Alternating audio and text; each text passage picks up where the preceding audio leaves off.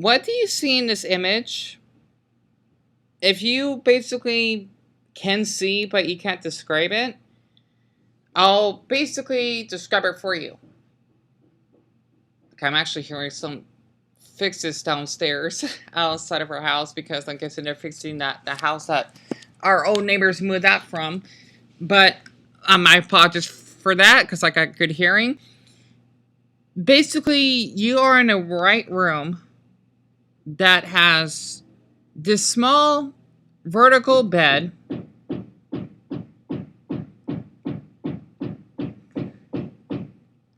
I deeply apologize for that. If any of y'all can hear it, you basically in this small room that has a vertical bed, right? That's white, and the sides of the mattress of the bed has squares on it. It has a white blanket, and it has a white pillow. There are no windows. It's basically made of some type of cushion.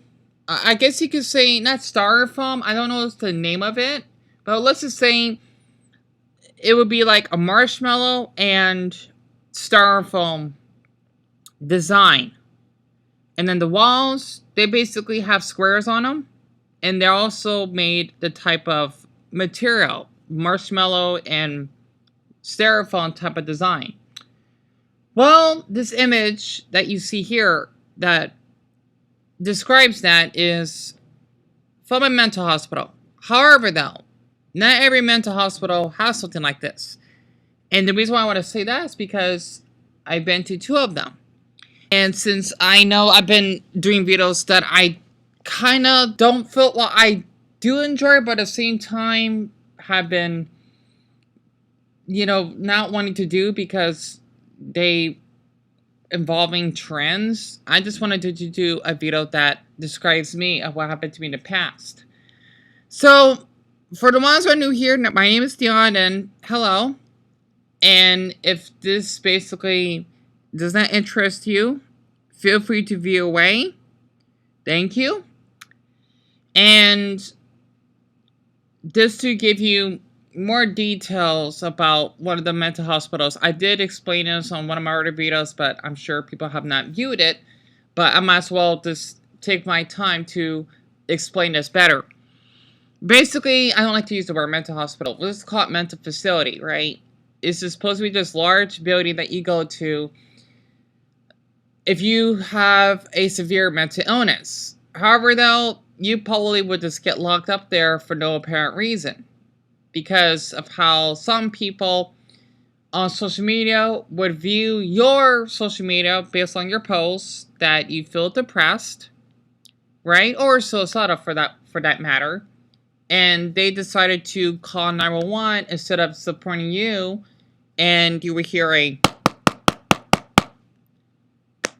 on your door, and you would have 7 officers asking what your name, well, one of them, of course, right?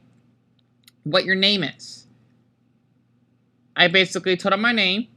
They said that I wanted to harm myself, which is not the truth because I have thoughts. Big difference, right? And yet again, they would tell me that, oh, you need to go to this mental hospital because it's mandatory. They basically would take you against your will. And here is the petty part. If you refuse, you would go to jail. I did not know why, but that's what they told me. And I remember this incident because I was on my live stream a long time ago for one of my older YouTube channels. They said that they found my live stream, which doesn't make any sense because how would they find it if there's only 2 people that were viewing it? And I only had the live stream on for practically 2 to 3 minutes. Doesn't make any sense. So basically, they put me in handcuffs.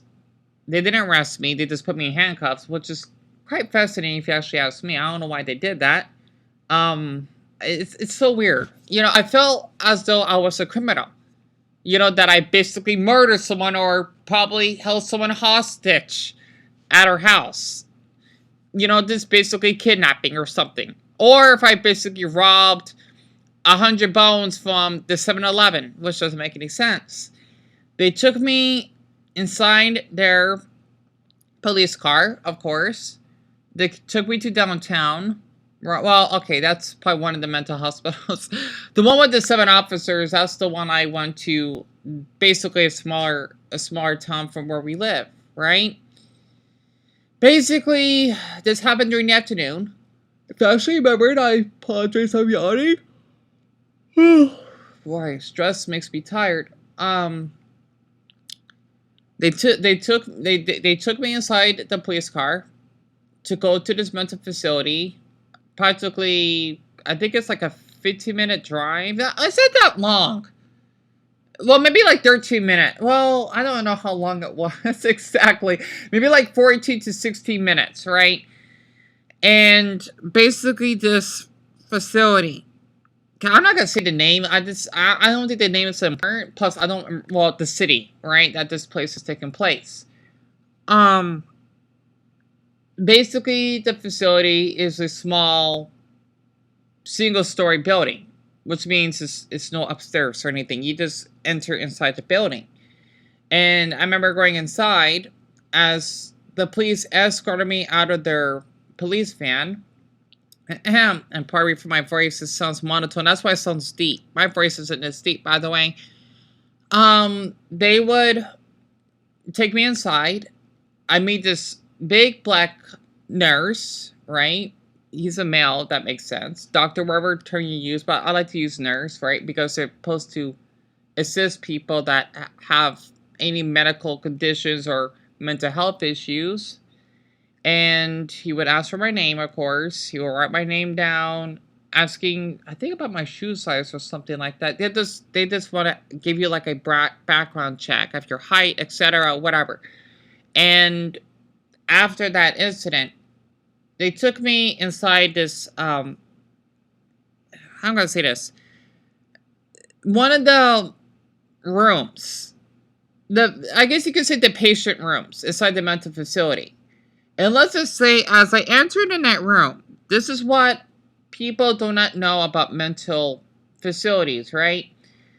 It is practically similar to being in prison, but worse.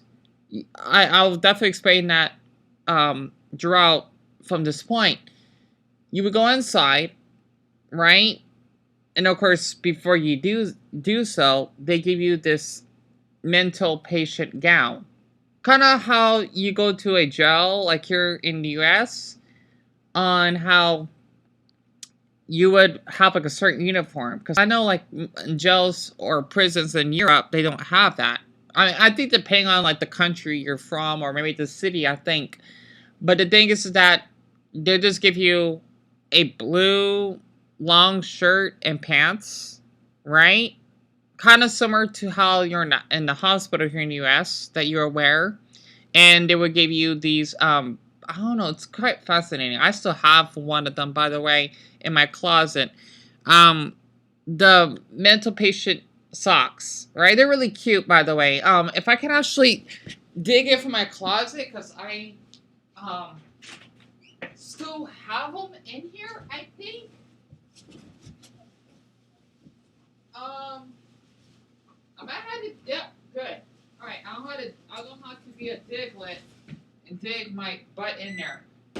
So this is describing the mental patient sock that I basically kept all these years. I might just use it as a wristband for anyone that might be interested in the future. Whenever or later on, whenever I would reveal my face again in my videos, I can like show it off. Basically, the mental patient sock, right? It's blue and white because the mental patient outfit is blue. The sock is blue. It's really soft. It has dog paws on it, which is really cute, by the way. And it's supposed to like stick on the, the tile floor so that you won't slip. It actually makes sense. It's kind of how, let's just say, it's kind of similar to Usopp from One Piece that use those octopus suction cups, right? In order to repair the balloon that Luffy wants them to check on. And basically, what the sock says, it's McKesson, because the C has like a line below it, right? Extra large adult. Well, I mean, I'm not that long. I mean, actually, I'm not an extra large, but I like long socks, or that's the socks they gave me. And this account has 1, 2, 3, 4, 5, 6, 7, 8, 9. It has 9 doggy paws above the name, and it has 1, 2, 3, 4, 5, 6 doggy paws below it. That's basically the mental facility socks that they gave me, including papers. I think my brother probably threw it away. I'm so cheesed up, because I wanted to show that off. Just to give you like a more depth. I mean, I did took pictures of one of the mental hospitals, right? This is the one that I'm talking about that I took pictures of from Google, and I have a picture of my mom in it too before she picked me up. It's over Google, but it's from like around where we live, by the way. I probably have to spend that later for anyone that may be interested still in this topic, because I kind of want to keep that a secret. I mean, I don't want to hide it, but for anyone that deeply cares, I would not mind talking about it. But the thing is that basically they'll just have you fill out some papers or something like that, or to just give you, papers before you leave the mental facility. And as I actually went in, you basically have a handful of adults like me. I think I may be one of the youngest in there. I don't know. I'm sure they're probably, no, I don't think I think I'm far from being the youngest, that's for sure. Because I'm sure they're probably like older teens in there, maybe 17 to 19. Well, 18 and 19 is adult age, but whatever term you want to use, right? That were in there. And then even maybe like a couple that were elderly as well, I think. Maybe like elderly would be like retirement age. Maybe like their mid-60s, right? And basically, what they wanted me to do is that they want me to change in front of them. I don't know why they would want me to. I mean, I know they want to check to make sure I do not have any weapons on me to self-harm, which it's kind of dumb, because why would you put one, maybe like a small knife in your anus? Doesn't make sense. You're going to basically have internal bleeding if you do that. Or if I have like a rope because they think I might choke myself and whatnot, it's really silly, right? You might as well not have me wear the pants that have the knot, because I could choke myself that way. Humanly impossible, right?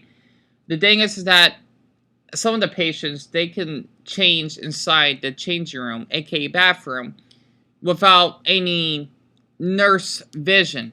What I mean by that is supervision from the nurses, right? However, they want me to change in front of them. I didn't feel comfortable doing that. Because, yes, I'm a grown adult, and, like, Dion, you don't need these nurses to basically stare at you as you basically unchanged. I felt really uncomfortable doing that.